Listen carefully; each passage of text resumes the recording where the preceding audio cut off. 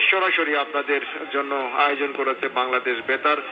বাংলাদেশ বেতারের সঙ্গেই থাকুন। বিপিএল এর প্রথম সেগমেন্ট এটা অনুষ্ঠিত হচ্ছে, 4টি সেগমেন্টে ভাগ করা হয়েছে, অর্থাৎ একদম লাস্ট ফেজে ঢাকায় আবারও বিপিএল ফিরবে এবং আগামী 7 ফেব্রুয়ারিতে সবকিছু ঠিক থাকলে ফাইনাল ম্যাচ মাঠে গড়ানোর কথা রয়েছে। সেই ফাইনাল ম্যাচ পর্যন্ত যতগুলো ম্যাচ রয়েছে সবগুলো ম্যাচ লাইভ এবং এক্সক্লুসিভ মাঠ থেকে সরাসরি সম্প্রচার করবে বাংলাদেশ বেতার। বাংলাদেশ বেতারের সঙ্গেই থাকুন। যারা আমাদের সাথে যুক্ত হয়েছেন, আজকে দিনের প্রথম ম্যাচের গল্প কথাগুলো বলবার চেষ্টা করেছি আমরা।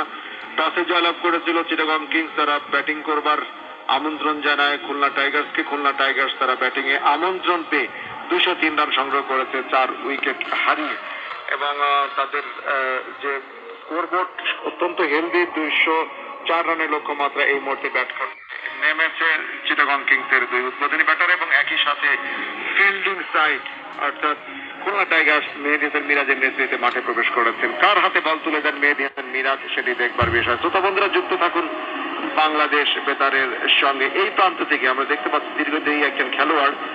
কোন ক্রিকেটারটি আমরা নাম জানাবো। শ্রোতা বন্ধু, যিনি মিডিয়া প্রান্ত থেকেই বল করবেন, আমরা দেখতে পাচ্ছি 17 নম্বর জার্সি পরিহিত খেলোয়াড় খুলনা টাইগার্সের যিনি রয়েছেন, তিনি হলেন ocean Thomas, Caribbean cricketer, right arm medium fast. Ocean Thomas Caribbean ক্রিকেটারদের ক্ষেত্রেই যেটা হয় যে দীর্ঘদেহী ফাস্ট বোলার এবং